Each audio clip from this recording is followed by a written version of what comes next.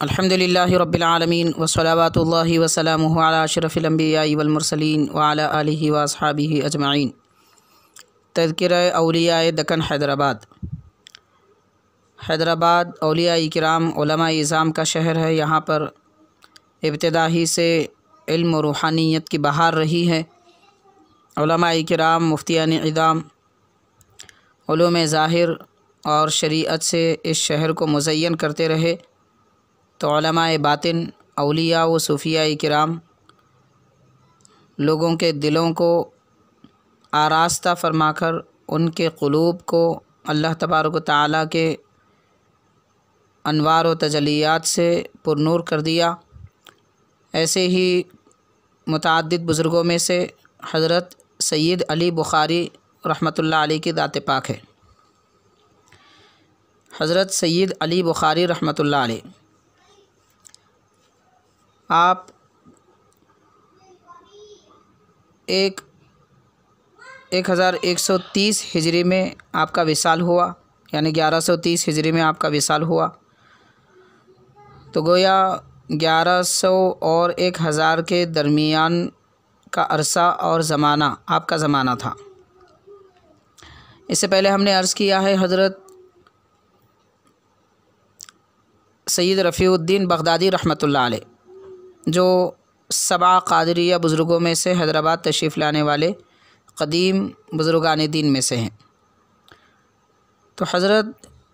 سید رفیع الدین بغدادی رحمۃ اللہ علیہ کے غالباً پر پوترے حضرت سید شاہ محمد کلاں رحمۃ اللہ علیہ کہ آپ حضرت سید علی بخاری رحمۃ اللہ علیہ مرید اور خلیفہ ہیں۔ حضرت سید شاہ محمد کلاں رحمۃ اللہ علیہ سید علی بخاری رحمۃ اللہ علیہ کے شیخ ہیں، جن کا ہم آج تذکرہ کر رہے ہیں، اور حضرت محمد کلاں رحمۃ اللہ علیہ کے والد محترم حضرت شاہ سید عبد الحلیم رحمۃ اللہ علیہ آپ کے شیخ اور والد گرامی ہیں۔ ان کے شیخ اور والد گرامی حضرت سید عبد الرزاق رحمۃ اللہ علیہ اور ان کے شیخ اور والد گرامی حضرت سید رفیع الدین بغدادی رحمۃ اللہ علیہ ہیں۔ حضرت سید علی بخاری رحمۃ اللہ علیہ کا تذکرہ محبوب دل منن میں اور مشکات النبوہ میں مختصر طور پر ہمیں ملتا ہے۔ دونوں کتابوں سے ہم تھوڑا سا تذکرہ آپ کے سماعت میں لائیں گے۔ حضرت سید علی بخاری آپ کا نام ہے، بزرگوں کا اصلی وطن بخارا ہے۔ آپ سید شاہ محمد کلاں بن شاہ عبد الحلیم قادری رحمۃ اللہ علیہ کے مرید اور خلیفہ تھے۔ آپ بڑی عمر رکھتے تھے۔ سلطان عبداللہ شاہ کے زمانے سے محمد معظم شاہ عالمگیر بادشاہ کے زمانے تک زندہ تھے۔ معظم شاہ جو عالمگیر رحمۃ اللہ علیہ کے بیٹے ہیں، ان کے زمانے تک موجود تھے۔ 100 برس سے زیادہ آپ کی عمر شریف ہوئی۔ علوم و حقائق اور سلوک و فن رمل و نجوم میں بڑی لیاقت اور مہارت رکھتے تھے۔ آپ کا یہ معمول تھا کہ ہر دن نماز صبح کے بعد قرآن ڈال کر زائچہ کھینچتے اور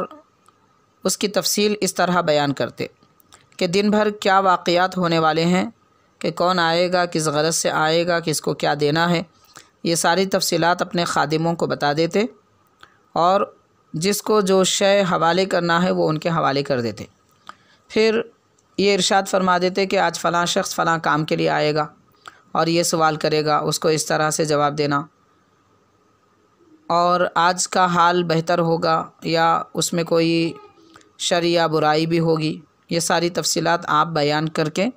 اپنے حجرے کے اندر تشریف لے جاتے تھے اور عبادت الہی میں مشغول ہوتے تھے۔ پھر بدستور دوسری صبح کو برآمد ہوتے، حجرے کے اندر سے باہر تشریف لاتے اور پھر وہی معاملہ ہوتا کہ قرآن اندازی فرماتے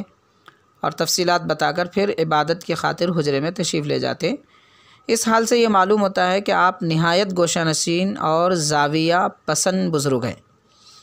اپنا سارا وقت، دن بھر رات بھر کا وقت تنہائی میں عبادت میں لو اللہ لگا کر گزارا کرتے تھے۔ لوگوں سے عموماً ملاقات نہیں فرماتے، لیکن جیسا کہ مشہور بزرگوں کا یہ اصول ہے، دست بکار دل بیار، تو آپ کام بھی لوگوں کی ضرورت کا فرمایا کرتے یعنی آپ سے جس کو جو غرض وابستہ ہوتی وہ اس کی ضرورت بھی پوری فرما دیتے، اس طرح کے کس کی کیا ضرورت ہے وہ مریدین کے حوالے کر دیتے، اور پھر اللہ تعالیٰ کی یاد میں مصروف رہا کرتے۔ آپ کا یہ معمول تھا، اور آپ کی زندگی کے احوال میں یہ لکھا گیا ہے کہ دنیا سے کنارہ کش اور بہت زیادہ لوگوں سے دور رہنے والی شخصیت ہے، اور لوگوں کے تحفے نذرانے وغیرہ آپ عموماً قبول نہیں فرماتے تھے۔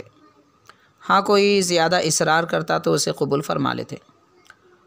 اور جتنی بڑی آمدنی رقم وغیرہ آپ کے پاس تحفے تحائف نذور وغیرہ کی جمع ہوتی وہ سب کا سب آپ فقراء میں تقسیم فرما دیتے، اپنے گھر کے لیے کوئی ذخیرہ نہیں فرماتے تھے۔ گویا کہ آپ اللہ تبارک و تعالیٰ کی ذات پر ایسا کامل یقین اور توکل رکھتے کہ لوگوں کے نذرانوں پر یا لوگوں کے تحفوں پر اپنا گزارا نہیں فرماتے تھے، بلکہ وہ ان لوگوں میں تقسیم فرمایا کرتے جو فقیر اور جو رجوع الی اللہ ہونے والے حضرات آپ کی خدمت میں حاضر رہا کرتے، ان کے کھانے پینے کا انتظام ان نذور سے اور تحائف سے فرمایا کرتے تھے۔ جس طرح کہ آپ استغنا کی کیفیت رکھتے ہیں اور دنیا سے کنارہ کش ہیں، تو اللہ تبارک و تعالیٰ نے ایسا بھی آپ کے پاس یہ انتظام فرمایا تھا کہ سلطان عبداللہ کا وزیر ایک نواب تھا شیرزہ خان، وہ آپ کا بہت معتقد تھا اور اکثر آپ کی خدمت میں حاضر ہوتا تھا، حضرت سید علی بخاری رحمۃ اللہ علیہ کی خدمت میں، اور اس کو اپنے پیر سے بڑی محبت تھی، خدمت گزاری میں ذرا بھی غفلت نہیں کرتا تھا، حتیٰ کہ نواب ہونے کے باوجود بازار خود جاتا اور غلہ روغن کھانے پینے کی ضرورت کی تمام اشیاء خرید کر اپنے سر پر اٹھا کر لاتا، اور حضرت سید علی بخاری رحمۃ اللہ علیہ جو ان کے نواب کے شیخ ہیں ان کی خدمت میں یعنی ان کے گھر میں رکھ دیتا، اور پیرانی ماں صاحبہ سے عرض کرتا کہ آپ اس کو قبول فرمائیے، میں آپ کے آستانے مبارک کا پر امیدوار ہوں، اگر یہاں سے مجھے تھوڑی سی نعمت بھی مل جائے تو آخرت سنور جائے۔ اس طرح عقیدت مندی اس نواب کی تھی، تو اللہ تبارک و تعالیٰ نے غیب سے ایسا انتظام فرما دیا کہ آپ اپنی ذات کے لیے حضرت سید علی بخاری رحمۃ اللہ علیہ کچھ نہیں رکھتے تھے، تو اللہ تبارک و تعالیٰ نے معتقدین کو اس طرح آپ کے خدمت کے لیے پیدا فرمایا، اور فرمایا جاتا ہے کہ آپ بڑے بزرگ کامل بزرگ ہیں اور صوفی واصل ہیں۔ آپ کے ایک شہزادے تھے جن کا نام حضرت حیدر رحمۃ اللہ علیہ تھا، اور آپ کی زندگی میں ان کا وصال ہوا، تو جب اپنے شہزادے کی تدفین وغیرہ کا آپ نے ارادہ کیا تو اس نواب نے ایک بڑی اچھی بہترین گنبد اپنے لیے بنوائی تھی، تو حضرت کے شیخ زادے کے وصال پر نواب نے اپنے شیخ زادے کے وصال پر حضرت کے حوالے وہ گنبد کر دیا اور نظر پیش کیا کہ آپ اس گنبد میں اپنے شہزادے کی تدفین کا انتظام فرمائیں۔ چنانچہ حضرت نے اپنے صاحبزادے کو گنبد میں تدفین کا ان کا انتظام فرمایا، دفن فرمایا، اور آپ کا مزار مبارک موسیٰ ندی کے کنارے شہر کے بیرونی حصے میں، آج کل جسے اتاپور کہا جاتا ہے، یعنی کشن باغ سے رنگ روڈ جانے والی روڈ پر بالکل چوراہا سے پہلے سیدھے جانب ایک راستہ نکلتا ہے، اس میں اگر ہم چلے جائیں تو وہاں سے کچھ سیدھے بائیں وغیرہ مڑنے کے بعد حضرت کا آستانہ نظر آتا ہے، بڑی اندر ہے اور دریائے موسیٰ کے کنارے پر واقع ہے۔ آپ کا وصال مبارک 1130 ہجری میں ہوا، اور اسی روضے میں جہاں آپ رہا کرتے تھے اور آپ کے شہزادے کا مزار تھا اسی جگہ بھی آپ مدفون ہوئے۔ صاحب مشکات النبوہ یہ تحریر فرماتے ہیں حضرت سید علی بخاری رحمۃ اللہ علیہ کے متعلق کہ آپ عارف باری مظہر انواری مقتدائے وقت سید علی بخاری رحمۃ اللہ علیہ ہیں۔ آپ حضرت سید شاہ محمد کلام بن شاہ عبد الحلیم رحمۃ اللہ علیہ کے مرید اور خلیفہ اکمل ہیں، جن کا ذکر اس سے قبل تحریر کیا جا چکا ہے۔ حضرت سید علی بخاری رحمۃ اللہ علیہ کہ شیخ سے عقیدت، ان کے شیخ سے یعنی حضرت سید شاہ محمد کلام رحمۃ اللہ علیہ سے عقیدت اور محبت وغیرہ کا ذکر کرتے ہوئے آپ یہ بیان فرماتے ہیں کہ پیر پرستی میں آپ کو علو تمام تھا، آستانہ شیخ پر ہمیشہ ادب تمام کھڑے رہتے اور مراتب خدمت بجا لاتے، اور جب معلوم ہوتا کہ مرشد کے گھر میں فاقہ ہے تو غلہ وغیرہ اور دیگر اشیاء ما یحتاج مثلا چاول، گیہوں، تیل بازار سے خرید کر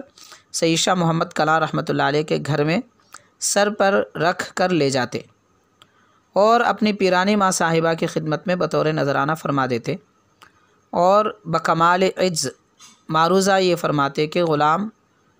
خاص الطاف و کرم کا امیدوار ہے، اس پر بھی کچھ عنایت فرمائیے۔ اور اس کے بعد پیرانی ماں صاحبہ سے محل شریف سے جو حکم صادر ہوتا آپ خود اس حکم کو بجا لاتے،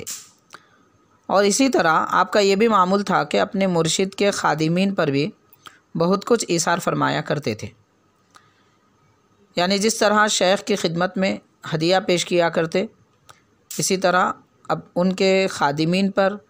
اور مریدین پر یعنی اپنے پیر بھائیوں وغیرہ پر بھی آپ خرچ فرمایا کرتے تھے۔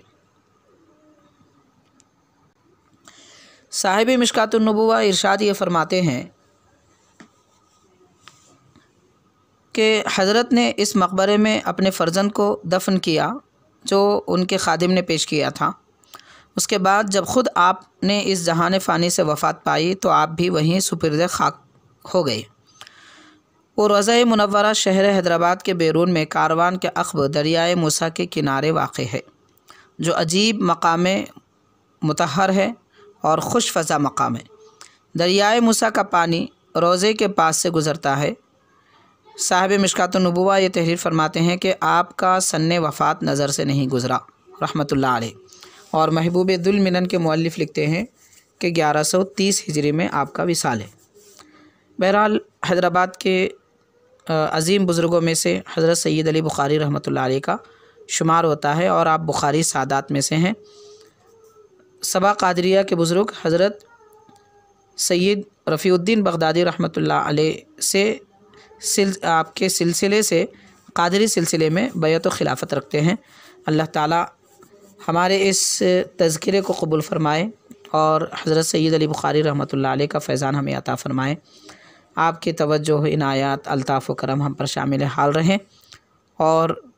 جس طرح آپ یاد الہی میں اپنا وقت صرف فرمایا کرتے تھے، ہم سب مسلمانوں کو ذکر الہی میں مصروف رہنے کی توفیق عطا فرمائے۔ صلی اللہ تعالی وسلم علی خیر خلقہ سیدنا محمد و آلہ و اصحابہ اجمعین والحمد للہ رب العالمین۔